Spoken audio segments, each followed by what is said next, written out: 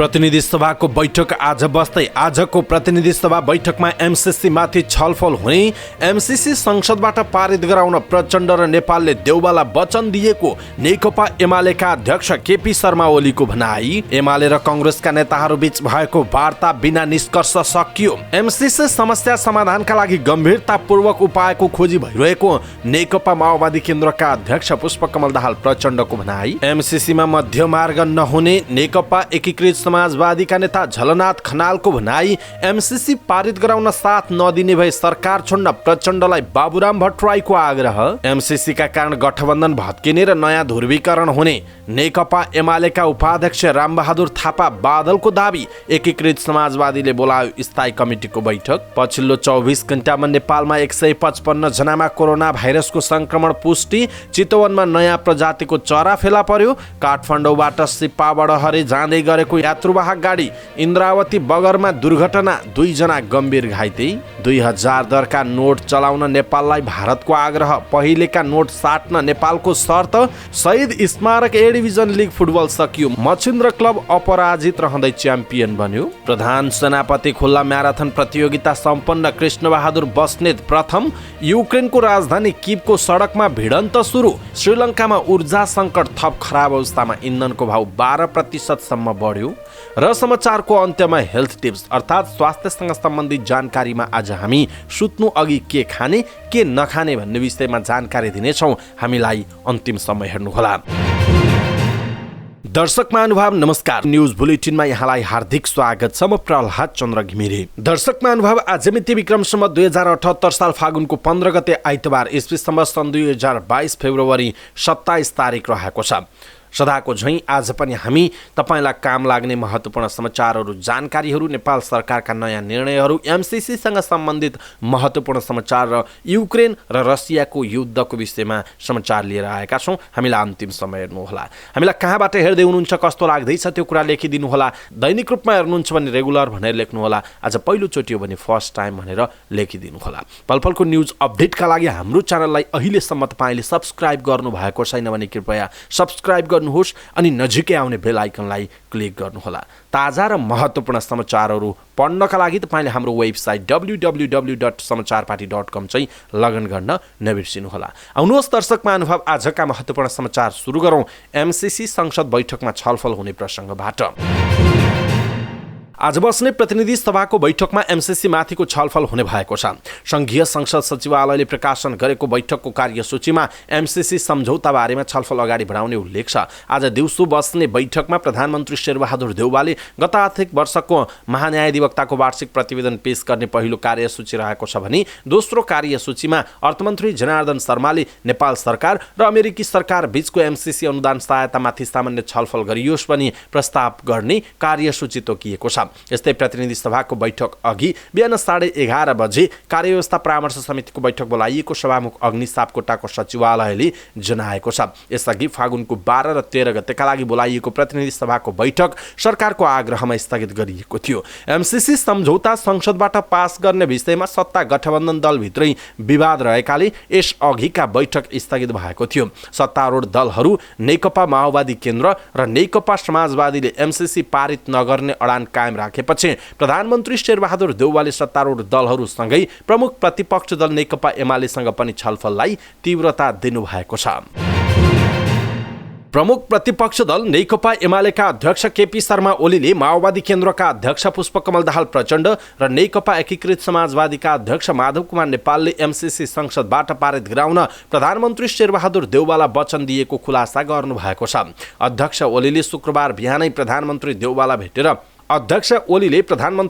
भेटेर दाहाल नेपाल दुवैले गठबन्धन नटुटाउने शर्तमा एमसीसी पास गर्ने वचन दिएको बताउनु भएको हो। काठमाडौँमा आयोजित प्रगतिशील तथा पेशागत कानुन व्यवस्थायी संगठन नेपालको दोस्रो राष्ट्रिय सम्मेलनमा बोल्दै उहाँले एमसीसी बारे कांग्रेसले आफ्नो पार्टीसँग छलफल गरेपछि दाहाल नेपाल गठबन्धन टुट्ने डरले अत्तालिएको दावी समेत गर्नुभयो। तर प्रधानमन्त्री देउवाले भने एमसीसी पास गर्न इमान्दार हुन दाहाल नेपाललाई सचेत गराएको ओलीको भनाइ छ।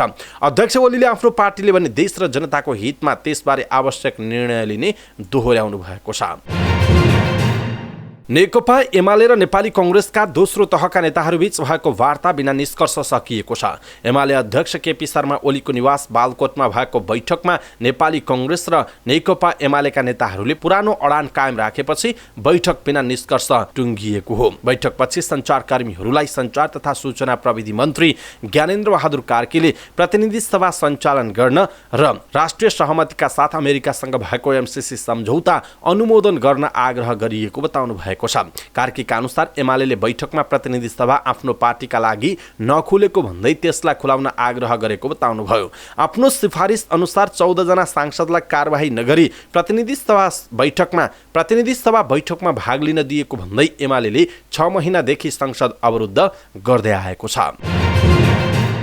सत्ता साझेदार नेकपा माओवादी केन्द्रका अध्यक्ष पुष्पकमल दाहाल प्रचण्डले सत्तारूढ गठबन्धन टुट्न नदिन आफूहरू गम्भीरताका साथ लागि परेको बताउनुभयो। दाहालले एमसीसीकै कारण सत्तारूढ गठबन्धन टुट्ने खतरामा रहेको निष्कर्ष निकाल्दै त्यसलाई जोगाउने र एमसीसी समस्या समाधानका लागि आफूहरूले विभिन्न उपायहरूको खोजी गम्भीरतापूर्वक गरिरहेको बताउनु भएको हो। शहीद दिलबहादुर रम्तिलको स्मृति दिवसको अवसरमा काठमाडौँमा आयोजित एक कार्यक्रममा बोल्दै उहाँले संविधान, लोकतन्त्र र राष्ट्रियताको रक्षाका निम्ति कसम खाएर बनेको सत्तारूढ गठबन्धन टुटाएर कुनै पनि खालको प्रतिगमनकारी गठबन्धन हावी हुने अवस्था नआओस् भनेर आफूहरूले सक्दो प्रयास गरिरहेको पनि उहाँको भनाइरहेको छ। सत्तारूढ नेकपा एकीकृत समाजवादीका नेता झलनाथ खनालले यथास्थितिमा एमसीसी संसदबाट पारित नहुने दावी गर्नुभएको छ। एमसीसीमा मध्यमार्ग नहुने भन्दै उहाँले पक्ष र विपक्ष मध्ये आफूहरू विपक्षमा रहेको बताउनुभयो। माओवादी केन्द्रका शीर्ष नेताहरूसँग छलफलपछि सञ्चारकर्मीहरूसँग कुरा गर्दै उहाँले भन्नुभयो, के हुन् मध्यमार्ग भनेर त्यो मध्यमार्गको कुरा हामीलाई थाहा हुँदैन, तर 2 वटा मार्ग छन्, यस वा नोको मार्ग। हामी यथास्थितिमा नो भन्छौँ, राष्ट्रको हितमा हुने गरी संशोधन गरिए यस भन्ने पक्षमा छौँ, उहाँको भनाइ छ। एमसीसीमा मध्य मार्गको खोजी भएको विषय आफूले पनि सञ्चार माध्यमबाट थाहा पाएको भन्दै उहाँले कसले मध्य मार्ग खोजेको हो आफूलाई जानकारी नभएको बताउनुभयो। नेता खनालले सरकार छोड्ने कि नछोड्ने भन्ने विषय एमसीसीको मुद्दा कसरी टुङ्गिन्छ त्यसमा भर पर्ने बताउनु भएको छ। सत्ता साझेदार जनता समाजवादी पार्टीका संघीय परिषद अध्यक्ष डाक्टर बाबुराम भट्टराईले संसदबाट एमसीसी पारित गराउन साथ नदिने भए तत्काल सरकार छाड्न माओवादी केन्द्रका अध्यक्ष पुष्पकमल दाहाललाई आग्रह गर्नुभएको छ।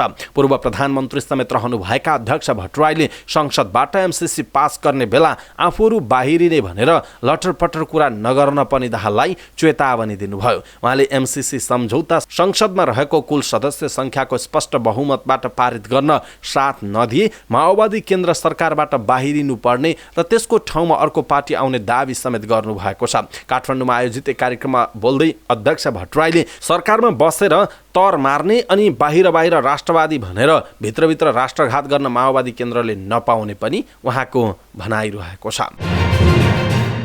नेकपा एमालेका उपाध्यक्ष रामबहादुर थापा बादलले नेपाली राजनीतिमा छिट्टै नयाँ ध्रुवीकरण हुने बताउनु भएको छ। नेकपा एमालेले वीरेन्द्रनगरमा आयोजना गरेको कर्णाली प्रदेश स्तरीय प्रशिक्षण कार्यक्रमलाई सम्बोधन गर्दै उहाँले अमेरिकी सहयोग परियोजना एमसीसीका कारण राष्ट्रिय राजनीतिमा नयाँ ध्रुवीकरण हुने दावी गर्नुभएको छ।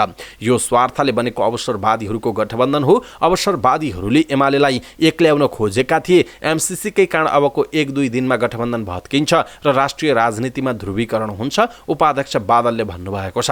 बादलले अहिलेको सत्ता गठबन्धनलाई प्रतिक्रियावादी र अवसरवादीको संज्ञा दिनुभयो। एमालेको नेतृत्वमा मात्र समृद्धि सम्भव रहेको भन्दै उहाँले निर्वाचनमा बहुमत ल्याउने गरी तयारीमा लाग्न कार्यकर्ताहरूलाई निर्देशन समेत दिनुभएको छ। नेकपा एकीकृत समाजवादीले स्थायी कमिटीको बैठक बोलाएको छ। अमेरिकी सहयोग परियोजना एमसीसीका विषयमा छलफल गर्न आज स्थायी कमिटीको बैठक बोलाइएको प्रचार विभाग प्रमुख जगन्नाथ खतिवडाले जानकारी दिनुभएको छ। प्रतिनिधि सभाको बैठक पनि आज छ। उक्त बैठक बस्नु अघि एकीकृत समाजवादीले स्थायी कमिटीको बैठक बोलाएको बताइएको छ। गएको 24 घण्टामा नेपालमा 155 जनामा कोरोना भाइरसको संक्रमण पुष्टि भएको छ। पीसीआर एन्टिजेन र आरडीटी गरी 5152 जनाको परीक्षण गरिएकोमा 155 जनामा कोरोना भाइरसको संक्रमण पुष्टि भएको स्वास्थ्य तथा जनसङ्ख्या मन्त्रालयले जनाएको छ। यस्तै गएको 24 घण्टामा 540 जना संक्रमित निको भएका छन्। 24 घण्टामा नै 2 जनाको ज्यान गएसँगै अहिलेसम्म कोरोना संक्रमणका कारण ज्यान गुमाउनेको संख्या 11934 जना पुगेको छ। अब नेपालमा 8839 जना कोरोनाका सक्रिय संक्रमित रहेको बताइएको छ। यस्तै पछिल्लो 24 घण्टामा 1,29,119 जनाले कोरोना विरुद्धको खोप लगाएका छन्। यो सहित नेपालमा अहिलेसम्म 3,67,43,242 मात्रा खोपको प्रयोग भएको बताइएको छ। चितवनमा नयाँ प्रजातिको चरा फेला परेको छ। चितवन राष्ट्रिय निकुञ्जको कुमरोज मध्यवर्ती क्षेत्रको शिव मन्दिर नजिकै सिसौको बोटमा सल्ने बगेडी चरा फेला परेको हो। नेपाल पंक्षीविद सङ्घ बागमतीका संयोजक बासु बिडारीका अनुसार हिमाली क्षेत्रमा पाइने यो चरा चितवनमा पहिलो पटक भेटिएको हो। हिमाली क्षेत्रमा चिसो बढेको र खानाको अभाव भएपछि त्यहाँ झरेको नसक्ने संयोजक बिडारीको भनाइ छ। बर्ड एजुकेसन सोसाइटी चितवनका पूर्व अध्यक्ष समेत रहनुभएका बिडारीका अनुसार फोटोग्राफर चुडामणी चौधरी र प्रेम बमजनले तस्बिर खिचेर ल्याएपछि विज्ञ टोलीले हेरेर पहिचान गरेको हो। यो चरा समुद्री सतहबाट 2,440 देखि 3,050 मिटर उचाइमा पाइने गर्दछ।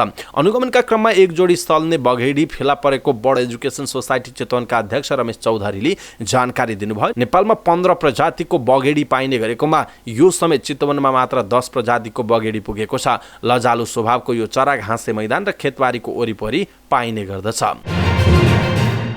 काठमाडौँबाट सिन्धुपाल्चोकको सिपा बडहरे जाँदै गरेको यात्रुवाहक गाडी इन्द्रावती बगरमा दुर्घटना भएको छ। हेलम्बु यातायातको बा 2ख6588 नम्बरको गाडी दुर्घटना भएको र दुर्घटनामा परि 2 जना गम्भीर घाइते भएको समाचार प्राप्त भएको छ। गम्भीर घाइतेलाई थप उपचारका लागि काठमाडौँ रिफर गरिएको र सामान्य घाइतेहरूको बोटगाउँ मेडिकलमा उपचार भएको इन्द्रावती 11 का वडा अध्यक्ष मने माझीले जानकारी दिनुभयो। घटनाको बारेमा थप अनुसन्धान भइरहेको प्रहरीले जनाएको छ।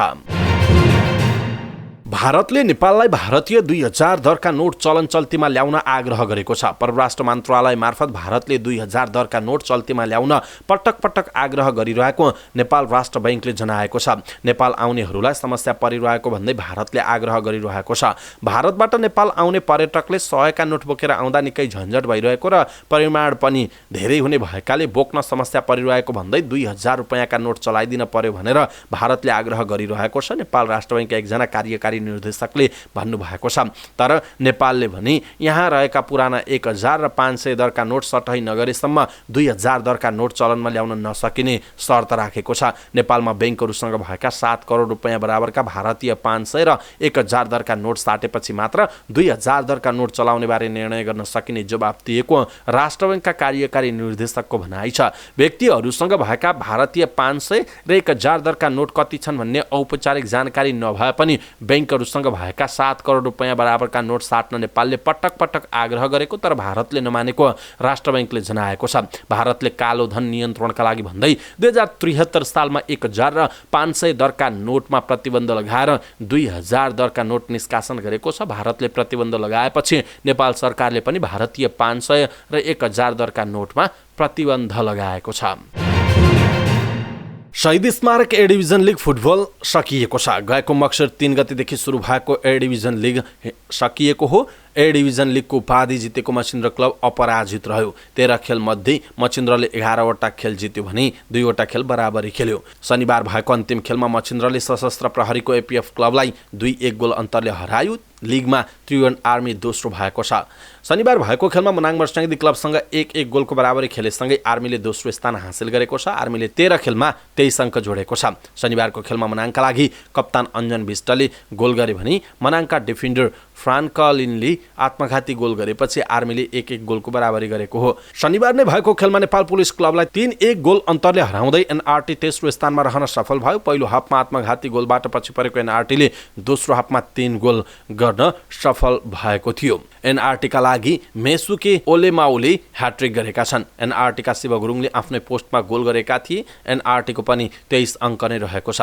लिगमा सातदोबाट युथ क्लब चौथो र मनाङ मर्स्याङ्दी क्लब 5औं स्थानमा रह्यो। यो सिजन चासल युथ क्लब र ब्रिगेड बोइज क्लब रेलिगेसनमा पर्दै बी डिभिजनमा घटुवा भएका छन्। लिग विजेता मचिन्द्र क्लबले 75 लाख रुपैयाँ पुरस्कार पायो भने दोस्रो भएको त्रिभुवन आर्मी क्लबले 50 लाख रुपैयाँ पाएको जनाइएको छ।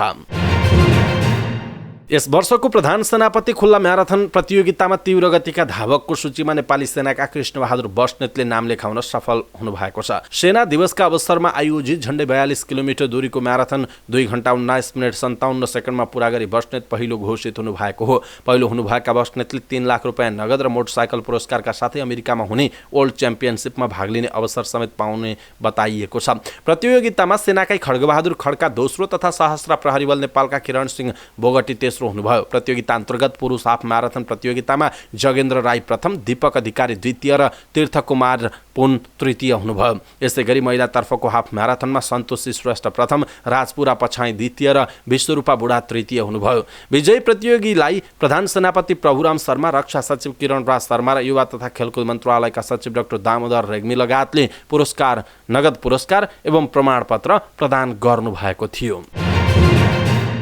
युक्रेनको राजधानी किभका सडकमा भिडन्त सुरु भएको छ। हमलाको तेस्रो दिन किभमा प्रवेश गरेको रुसी सेनासँग सडकमा भिडन्त सुरु भएको र युक्रेनी सेनाले प्रतिकार गरिरहेको अन्तर्राष्ट्रिय समाचार माध्यमले जनाएका छन्। सडकमै भिडन्त सुरु भएपछि युक्रेनका अधिकारीहरूले मानिसलाई सुरक्षित स्थानमा जान भनेका छन्। रुसको भीषण बम र गोलाबारी बीच राष्ट्रपति भोलोदिमिर जेलेस्कीले रुस सामु कुनै पनि हालतमा आत्मसमर्पण नगर्ने बताएका छन्। यसअघि उनले देश छाड्न अमेरिकाले गरेको आग्रह अस्वीकार गरेका थिए। रुसी हमलामा अहिलेसम्म 198 जना युक्रेनीको ज्यान गएको बताइएको छ। ज्यान गुमाउने मध्ये 3 जना बालबालिका समेत रहेका छन्। यस्तै 1115 जना घाइते भएको युक्रेनका स्वास्थ्य मन्त्री भिक्टर लियास्कोले जानकारी गराएका छन्। रुसी सेनातर्फ समेत ठूलो हाताहाती भएको युक्रेनले बताएको छ। त्यहाँका अधिकारीहरूले 3500 रुसी सैनिक मारिएको दावी गरेका छन्। युक्रेनको जनरल स्टाफले एक विज्ञप्ति जारी गर्दै रुसका 14 वटा विमान, 8 वटा हेलिकप्टर, 102 वटा ट्याङ्क, 536 सशस्त्र वाहन र 15 वटा तोप ध्वस्त पारेको जनाएको छ।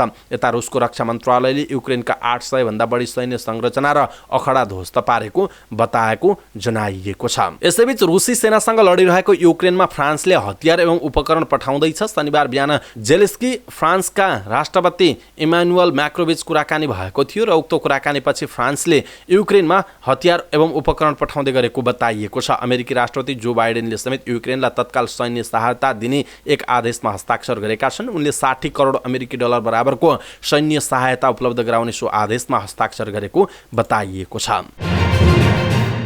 श्रीलङ्कामा ऊर्जा सङ्कट थप खराब अवस्थामा पुगेको छ। श्रीलङ्काको सबैभन्दा ठूलो इन्धन आपूर्तिकर्ता मध्ये कम्पनीले इन्धनको मूल्य 12% बढाएको छ। बजारको 1/3 हिस्सा रहेको इन्धनको खुद्रा आपूर्तिकर्ता लङ्का आइओएसले दिएको जानकारी अनुसार सार्वजनिक यातायातले प्रयोग गर्ने डिजलको मूल्य 12% र पेट्रोल 11%ले बढेको हो। 3 हप्ता अगाडि 7% भाउ बढेकोमा आज फेरि बढेको छ।